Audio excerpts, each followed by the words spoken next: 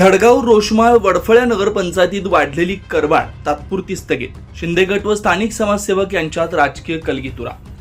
नंदुरबार जिल्ह्यातील धडगाव रोषमाळ वडफळ्या नगरपंचायतीत वाढलेली मालमत्ता करवाढ ही अन्यायकारक असून सामाजिक कार्यकर्ते लतेश मोरे व गावकरी यांनी थेट नंदुरबार जिल्हाधिकारी यांच्याकडे तक्रार दिली होती. धडगाव नगरपंचायतीत आता शिंदे गटाची सत्ता आहे. शिंदे गटातील पदाधिकारी व नगरसेवक यांनी कैफियत आमदार चंद्रकांत रघुवंशी यांच्याकडे मांडली असता आमदार चंद्रकांत रघुवंशी यांनी थेट उपमुख्यमंत्री एकनाथ शिंदे यांना करवाढीबाबत भेट घेऊन करवाढीला स्थगिती मिळाल्याचं सांगितलं. आमदार चंद्रकांत रघुवंशी यांनी करवाढीला स्थगिती मिळाली असल्याचं जाहीर केल्यानं लतेश मोरे यांनी टीका केली. नगर विकास विभाग शिंदे गटाच्या अखत्यारीत असूनही धडगाव नगरपंचायतीची करवाढ थांबवता आली नाही अशी कोपरखळी त्यांनी मारली. आगामी निवडणुका पाहता आमदार चंद्रकांत रघुवंशी स्थगितीचे गाजर दाखवत असल्याचं लतेश मोरे यांनी सांगितलं. दरम्यान सामाजिक कार्यकर्ते लतेश मोरे यांच्या पत्नी भारतीय जनता पक्षातर्फे धडगाव नगरपंचायतीच्या माजी नगराध्यक्ष होत्या. त्यामुळे धडगाव नगरपंचायतीच्या करवाढीला राजकीय वळण लागलं असून पुढे स्थगिती कायम राहते की फक्त आश्वासन ठरतं हे पाहणं औत्सुक्याचं ठरेल. नमस्कार, मी चंदू भैया. मला धडगावच्या काही लोकांनी धडगाव वडफळ्या नगरपंचायतीने काही घरांना किंवा काही प्रमाणामध्ये कर आकारणी जास्त केली अशा तक्रारी केल्या होत्या.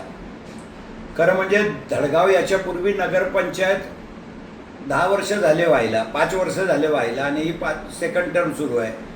त्याच्यापूर्वी ग्रामपंचायत होती. ग्रामपंचायतीमध्ये अत्यंत नाममात्र कर लोकांना लागतो. त्याच्यामुळे लोकांना इथेच देखतात लोकांना कर भरायची सवय नाही आहे एवढी. त्याच्यामुळे थोडाफार त्रास होतो.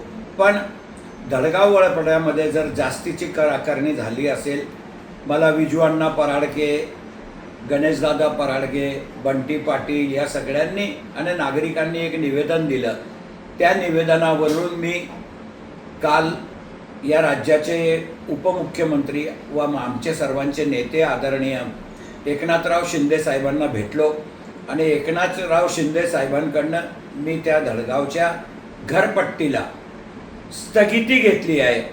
त्याच्यामुळे ही वाढीव घरपट्टी आता धडगावच्या एकही नागरिकाला भरावी लागणार नाही. काही लोक राजकारण करतात आहे, आता ते पण नगराध्यक्ष राहिलेले आहेत, त्यांना माहिती आहे नगरपालिका कशी चालवतात.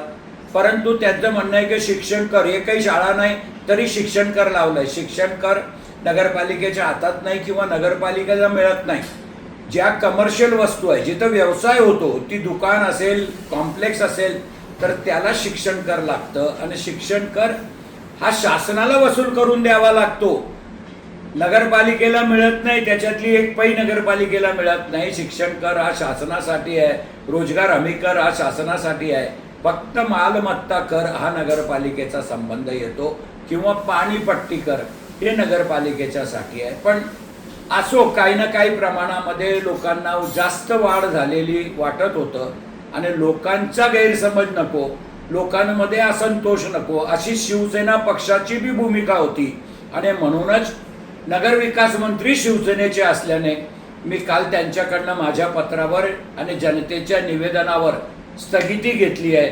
मी आत्मविश्वासाने सांगेल लोकांना की 100% तुम्हाला जास्त घरपट्टी भरावी लागणार नाही. याचं परत मूल्यांकन करू, घराचं मोजमाप करू आणि प्रत्यक्ष शासनाच्या नियमाप्रमाणे जेवढी घरपट्टी होईल तेवढीच घरपट्टी तुम्हाला भरावी लागेल. आता तर स्थगिती मिळालेली आहे, त्याच्यामुळे आत्ता लवकरात लवकर तुम्हाला वाढीव घरपट्टी भरावी लागणार नाही, एवढं वचन आम्ही देतो. शिवसेनेचं वचन हेच खऱ्या अर्थानं असतं आणि म्हणून आम्ही सांगितलं तर तुम्हाला भरावीच लागणार नाही घरपट्टी. तुम्ही काही काळजी करू नका.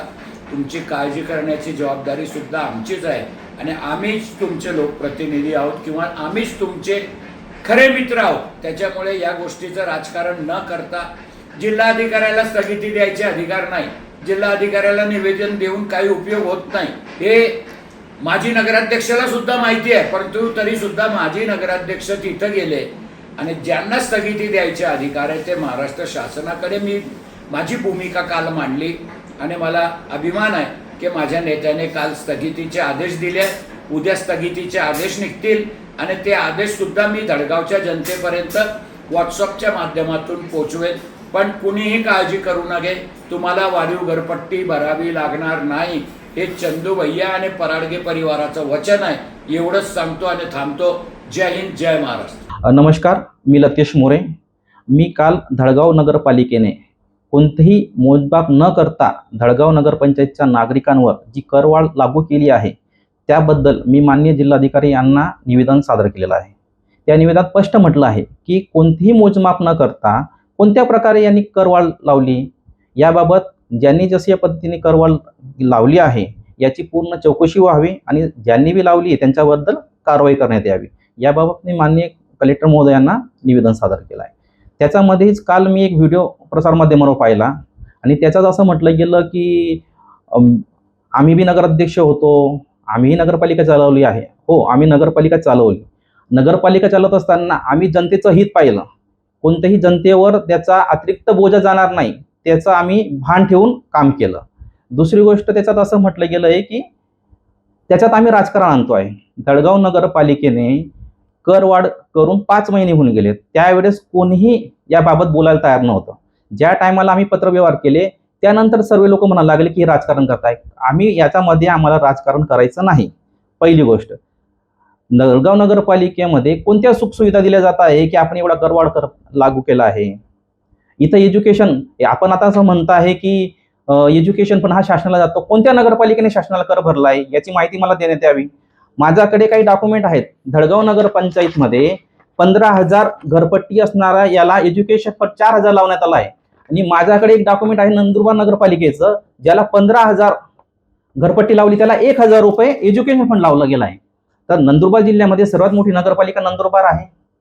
त्याला काय नंदुरबार नगरपालिकेसाठी नवीन नियम आहेत आणि धडगाव नगरपालिकेसाठी वेगळे नियम आहेत असं शासनाने काही केलं आहे का, याबद्दल बी एक शंका उपस्थित होत आहे. माझं एवढंच म्हणणं आहे वरिष्ठांना, आणि आपण राजकारणाचे आपल्याला फार मोठं अनुभवी आहे, आम्हाला त्याच्यात नसावं असं मला वाटतं आहे. परंतु आपण लोकांची दिशाभूल करू नये. आम्ही जी प्रक्रिया चुकीची केली आहे त्याच्या विरोधात आहेत. आपण आता म्हणताय की आम्ही तात्पुरती स्थगिती आणली. स्थगितीचा विषय काय, हे रद्द व्हायला पाहिजे या मताचे आम्ही आहेत. कारण की नगरविकास मंत्री आपला आहे असं आपण म्हटले व्हिडिओमध्ये. मग ती रद्द करा ना, चौकशी लावा. का कोणाला पाठीशी घालताय? आपल्याला मी विनम्रपणे सांगू इच्छितो की आपण लोकांची दिशाभूल करू नये. का आपल्याला स्थगिती आणावी लागते? ठराव कोणी दिला? तुम्हीच ठराव देता, तुम्हीच स्थगिती आणता. लोकांना समजत नाही का? लोकांची दिशाभूल करणं बंद करावं असं माझी विनंती आहे त्यांना. 24 लाईव्ह महाराष्ट्र न्यूजसाठी संजय पराडके, अक्कलकुवा, अक्राणी.